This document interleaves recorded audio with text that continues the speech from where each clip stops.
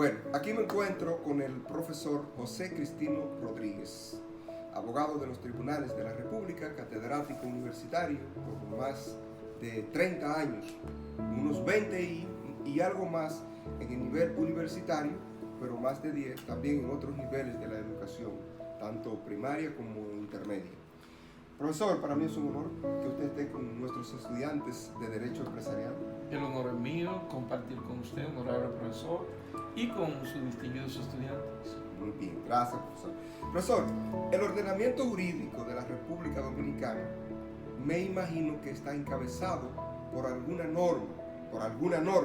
Yo quiero que usted me diga para usted qué es lo que es el ordenamiento jurídico y cuál es la norma que lo encabeza. El ordenamiento jurídico no es más que el conjunto de normas que rigen a una sociedad determinada. En el caso dominicano, tenemos la Constitución de la República como norma suprema, que yo rabiosamente me pongo a que me le llamen ley de leyes, norma suprema de la nación. Tenemos los tratados internacionales, muy sobre todo lo que tienen que ver con derechos humanos, que tienen rango de la norma suprema, nunca por encima, obviamente, pero el rango constitucional, muy sobre todo los tratados internacionales referentes a derechos humanos. Y tenemos dentro de las normas también los códigos. Por ejemplo, mira aquí usted tiene uno, Código de Trabajo de la República Dominicana. Tenemos también las leyes, mira una ley muy importante, la Ley de Sociedades Comerciales y Empresas Individuales de Responsabilidad Limitada. Tenemos también decretos, tenemos reglamentos, tenemos resoluciones, etcétera, etcétera, etcétera. Sí. Ese conjunto de normas, desde la norma suprema hasta la resolución de la sala capitular de un ayuntamiento X, ese es el ordenamiento jurídico de un país, en el caso de este. Una explicación mejor que esa, no creo que haya profesor alguno que pueda expresarla. Profesor, en el derecho, vamos primero a hablar un poquito breve. Ahora, Ignacio, en ese conjunto de normas hay un tema que es de Han Keynes, que es la jerarquía de las normas y a qué se debe esa jerarquización de las normas, desde que la Constitución está arriba, bajando esa pirámide. Pero ese es un tema. Incluso ese tema está incluido dentro de lo que nosotros conocemos como la teoría pura del derecho, que es de ese autor, de Hans Kelsen. Profesor, el derecho para usted. Yo quiero una definición sin que usted tenga que pensar en uno de esos doctrinarios que nosotros conocemos de la antigua Roma, ni de los italianos, ni de ningún otro país. Dicho de manera sencilla, entendible para el pueblo llano, ¿qué podemos, claro, en el sentido jurídico, en el sentido judicial, el concepto derecho para usted? El derecho es un conjunto de normas también que está llamado a regir la vida en sociedad y que permite el desarrollo armónico del ente o de la persona en tanto ente social. Eso es derecho. Porque ¿para qué está hecho el derecho? Exacto. Para permitir que la sociedad, que todo un conglomerado humano, obtenga un desarrollo de manera armónica. Es lo mismo decir, respetándose los unos a los otros y con la libertad de desarrollarse. Claro que sí. Entonces, ese derecho puede aplicarse gracias al conjunto de normas que lo conforman. Y usted hablaba del ordenamiento jurídico, que está encabezado por la Constitución, los convenios internacionales, las leyes, los reglamentos, etc. Entonces, dentro de ese ordenamiento jurídico, dentro de esas reglas de derecho, las actividades comerciales, la compra y venta, la creación de empresas y todo lo que tiene que ver con actividades productivas con el ánimo de ganar dinero. ¿Cómo usted enfoca entonces el derecho empresarial? Mira, el derecho empresarial es un derecho bastante complejo. ¿Por qué? Porque el derecho empresarial abarca casi todo el derecho. Por ejemplo, usted me habla de las actividades comerciales, de hacer negocio, compra y venta de bienes o servicios. Vamos a suponer una empresa que se dedica a vender plátano preparado, manufacturado y preparado. Entonces, A vender mangú. entonces necesita hacer actos de comercio. Pero ya los actos de comercio tienen una normativa que regulan los actos de comercio. Pero esa empresa necesita tener un personal que trabaja para ella. Entonces, la relación, el vínculo, las obligaciones que asumen tanto sus trabajadores como la empresa, entonces necesita otro tratamiento y cae entonces en el ámbito laboral. Pero esa empresa también necesita hacer contratos fuera de lo comercial y fuera de lo laboral, y entonces entra en el ámbito de los contratos civiles y entre contratos civiles. Pero esa empresa también puede incurrir en infracciones delictuales y entonces cae en el ámbito del derecho penal. ¿Sí? El derecho empresarial es mucho más complejo de lo que mucha gente piensa. ¿Por qué? Porque es más abarcador. Usted habla en cualquier asignatura de las actividades comerciales, y si usted va a hablar de las relaciones entre los comerciantes, usted se va a circunscribir al derecho comercial, código de comercio, leyes análogas, etcétera, etcétera. Pero si usted va a hablar de las relaciones laborales, entonces usted va a hablar de derecho laboral, el código de trabajo, los convenios de la OIT, las resoluciones del Ministerio del Trabajo, los convenios colectivos de condiciones de trabajo, los sindicatos, y ya se queda ahí. Pero el derecho empresarial no. Es mucho más amplio, Es mucho más abarcador, Exacto. porque hay una serie de relaciones que se vinculan entre sí.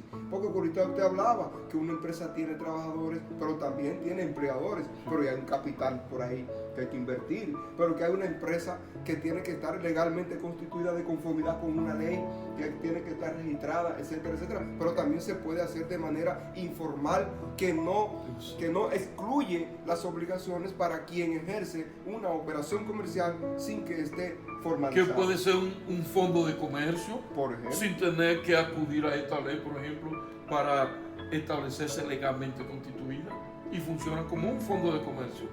Exacto. Y no hay ningún problema. La empresa lo que requiere en esencia es una estructura, un lugar, un personal para brindar servicio y un dueño o jefe que dirija ese proceso. Y un dinerito. Y, claro, el jefe dueño que haga el aporte de dinero, y entonces su relación con los terceros.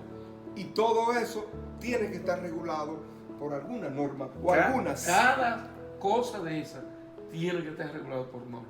Entonces, para concluir, profesor, en el derecho empresarial, ya dijimos que la primera norma es la Constitución de la República. ¿Cuáles otras normas jurídicas considera usted de capital importancia en el ámbito del derecho empresarial? Bueno, de capital importancia del derecho empresarial tenemos el Código de Trabajo, que yo les referí, eso de primer orden. Tenemos el Código Tributario, Sí.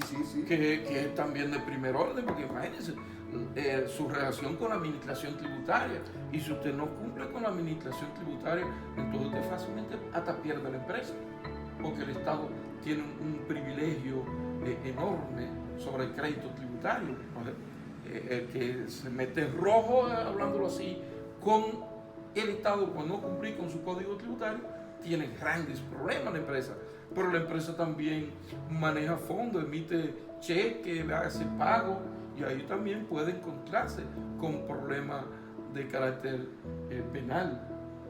Pero también la empresa tiene mucho que ver con lo que es el derecho civil, porque todos los contratos que se hacen,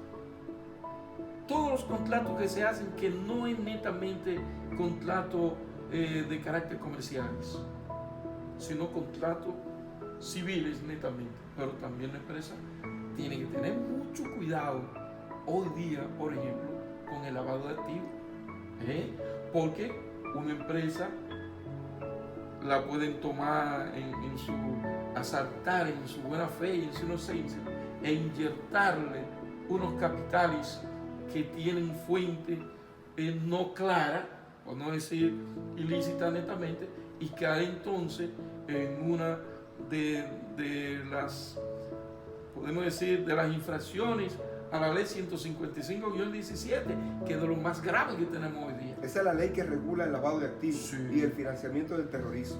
Y la construcción de armas de destrucción masiva, esos tres aspectos. Pero también la empresa, Ignacio, tiene que tener mucho cuidado con lo que es su contabilidad organizada, para lo cual hay una ley también. Sí. De manera que en el ámbito de la empresa eso es un mundo bastante rico para generar conflictos diversos, donde aplican normas diversas. Así es. Y no me puedo olvidar esta ley, profesor, que es sumamente importante. Bueno. La Ley General de Sociedades Comerciales para las empresas que funcionan de manera organizada, que se han constituido en uno de los tipos societarios que establece precisamente la ley 479-08 y sus diversas modificaciones en cuanto a las sociedades comerciales. Así es, pero como dijimos ahorita, que la empresa no necesariamente tiene que estar legalmente No, claro. constituida bajo una tipología societaria. Pero es recomendable. Es recomendable, aún sea una pequeña empresa. Para eso tenemos esta misma ley que usted dice.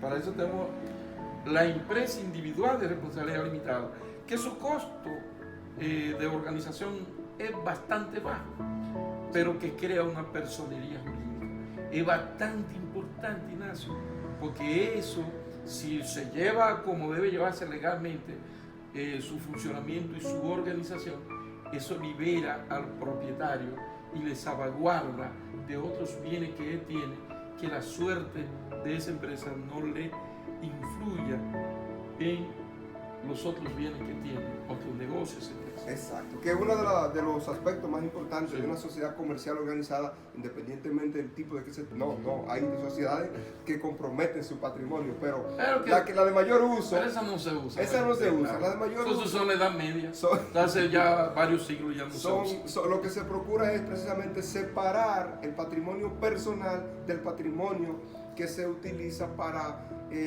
crear o participar en una empresa con fines de obtener ganancias. Sin dejar de mencionar que también hay que tener mucho cuidado al usar. Usted quiere organizar una empresa, constituirla y usarla para fines ilícitos, porque el artículo 12 de la ley que usted mencionó, 479, que es esta, el velo corporativo. el llamado levantamiento del velo corporativo, o como lo dice la ley técnicamente, la inoponibilidad de la personalidad, la personalidad jurídica. Eso entonces devuelve la responsabilidad a la persona de quien lo organizó para esos fines. Por eso es que hay que conocer el derecho, Sí, para evitar caer en esos trucos de mentes perversas que quieren hacerse ricos antes de tiempo. así es. Muchas gracias, profesor, muy amable. Yo soy suyo siempre. Una explicación muy contundente para mí y para nuestros No me estudiantes. diga, hombre.